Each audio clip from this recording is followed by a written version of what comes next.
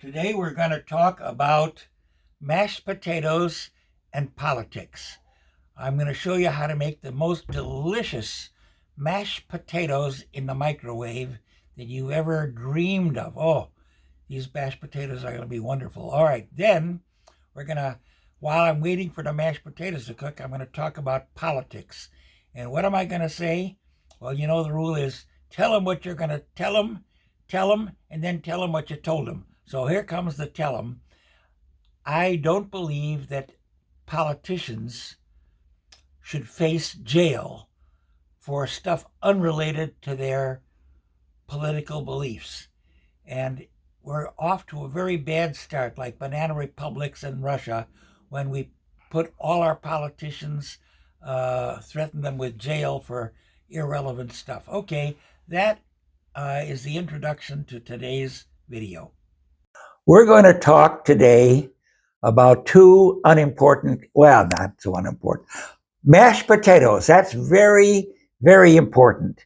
And here's what we're going to do. We're going to show you how to make, excluding cooking time, we're going to make the most delicious potatoes in the world in about total 5 minutes. But now remember, the cooking time, we're not going to let you watch it. That's like watching dried paint dry.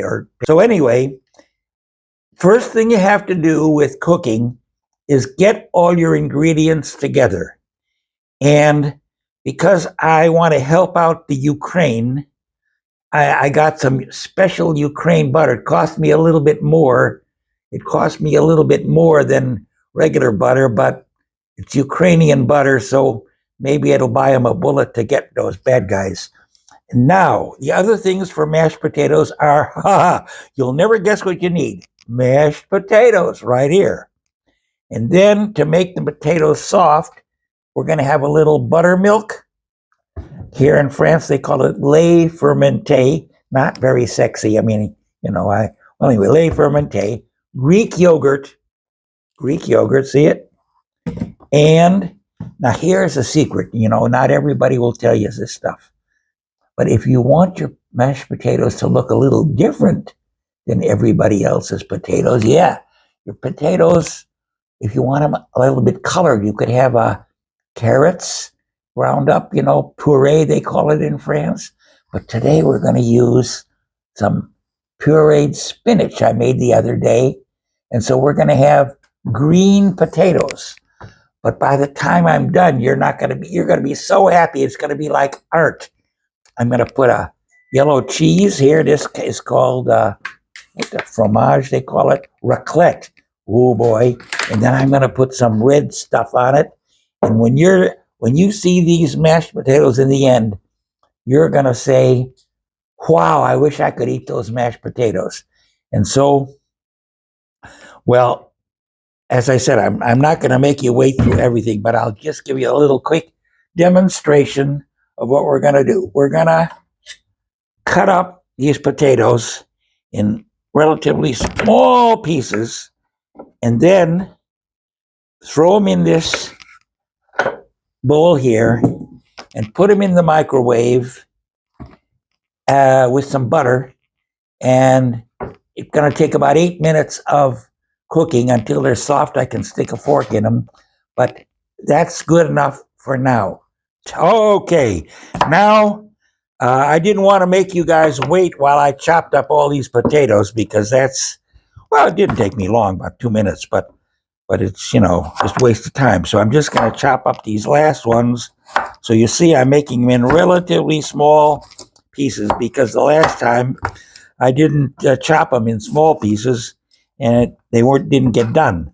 So this time we're going to make them in small pieces, and then I'm going to throw in some nice spices. This is called garlic salt. Ooh, I always love the taste of garlic salt. And I never measure very carefully because a master chef just does everything by instinct and touch. And the truth of the matter is, if you get too much or too little, it doesn't really make much difference.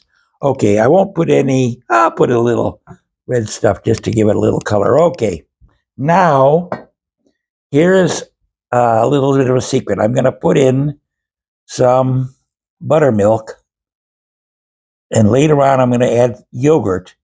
But right now, I want this potatoes to cook a little bit. So I'm going to put them in the microwave for about 8 minutes. Won't make you wait those 8 minutes. And here comes the cover. Oops, and use this cover. All right, perfect. And well, it doesn't fit so good. Okay, close this. 8 minutes. Okay, now while the potatoes are cooking to get nice and mashable in my microwave, I'm going to talk about a subject that is very important to us today, and the rest of the time doesn't seem to matter much. But it's the big election today. I'm not going to talk about who's going to win because I already made my prediction yesterday. Maybe I'll be right, maybe I'll be wrong. But here's the point.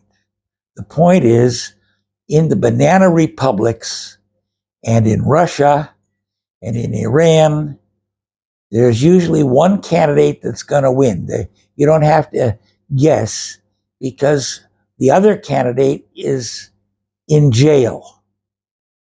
And in the United States, we're getting off into a very bad start by putting opposition candidates or those who lost in jail, or at least trying to put them in jail.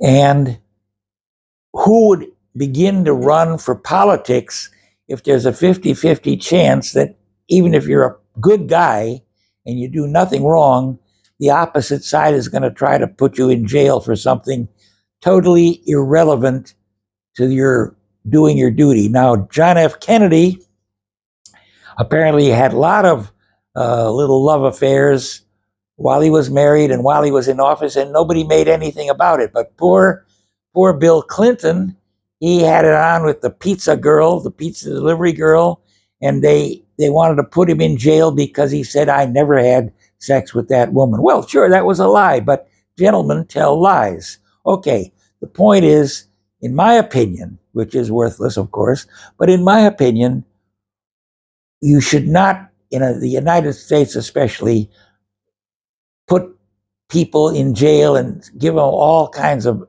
legal problems like they're doing with Trump for irrelevant stuff. Yeah, if you take a bribe or really kill off your opponent, that's one thing. But just, something to do with love, or you're expressing your opinion that the election was stolen. No, that is not something to go to jail for. All right. So now that's my political take for today, and we're all waiting for the result. And hopefully, by the time I cook my election meal, we'll have it for you. Okay, we're ready for the final coup d'etat touch here. I chop up these cheese I'm going to put in. Now, in France, they call this potatoes au gratin, but I'm just going to call it mashed potatoes with a lot of cheese. And they in France, in America, I would use cheddar cheese, but here they call it raclette.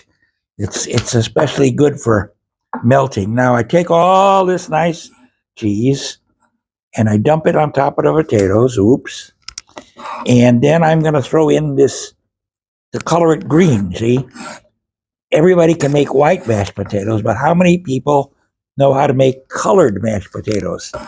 And so here comes my green.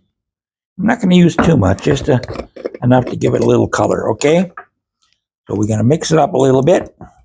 This is pureed spinach, okay? So I'm going to put some of that in here. That's enough. That'll give it a lot of green color. I never waste stuff. I had a lot of extra bean sprouts to use up, so I'm going to throw some garlic in here, plenty of that. And now I'm going to put it in the blender here. I don't know if you're supposed to put in, maybe you're not supposed to fill it. I don't know.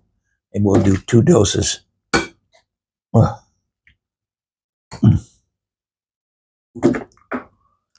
Cameraman, do you know anything about blenders?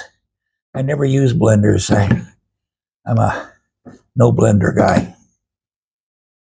Ooh. Okay, I think that probably is enough. Ooh. The cheese is in there. And now I'm going to put in some yogurt to give it a nice consistency. And then we're going to turn it on. Okay, let's go. Wow, here we go.